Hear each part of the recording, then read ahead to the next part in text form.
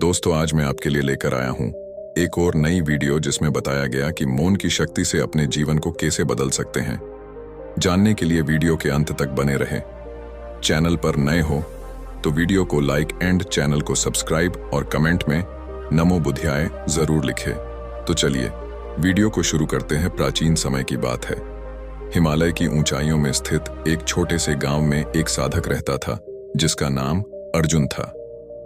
अर्जुन बचपन से ही एक साधारण जीवन जीता था, लेकिन उसे सदैव यह महसूस होता कि उसकी आत्मा के भीतर कुछ गहरा और शांत कुछ छिपा है जिसे उसने अभी तक खोजा नहीं।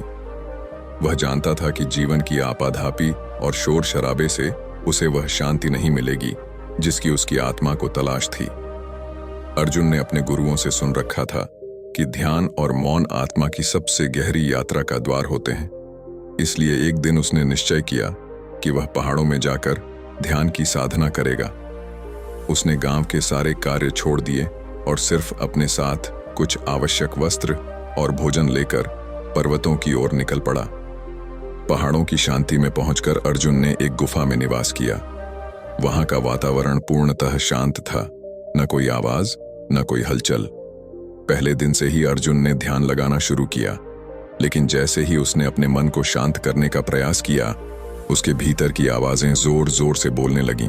पुरानी यादें, भविष्य की चिंताएं और रोजमर्रा की परेशानियां उसके ध्यान को भंग कर देतीं।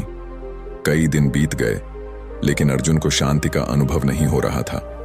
वह हताश होने लगा। उसने सोचा, क्या मैं कभी मौन की उस गहराई तक पहुंच पाऊंगा?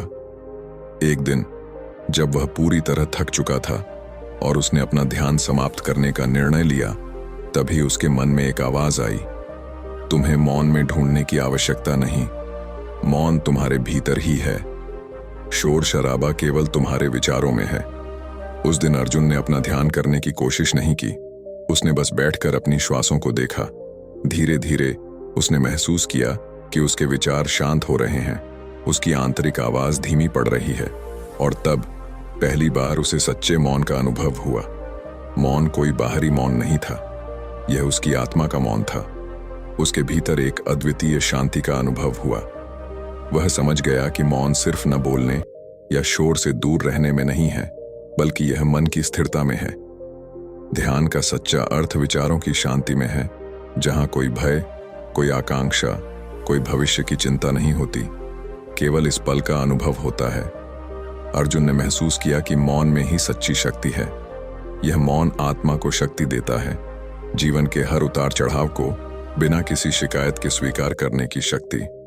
ध्यान और मौन के माध्यम से अर्जुन ने जीवन की गहराइयों को समझा और उसकी आत्मा पूर्णतः मुक्त हो गई। कई महीने बीत गए। अर्जुन ने अपने गांव लौटने का निर्णय किया।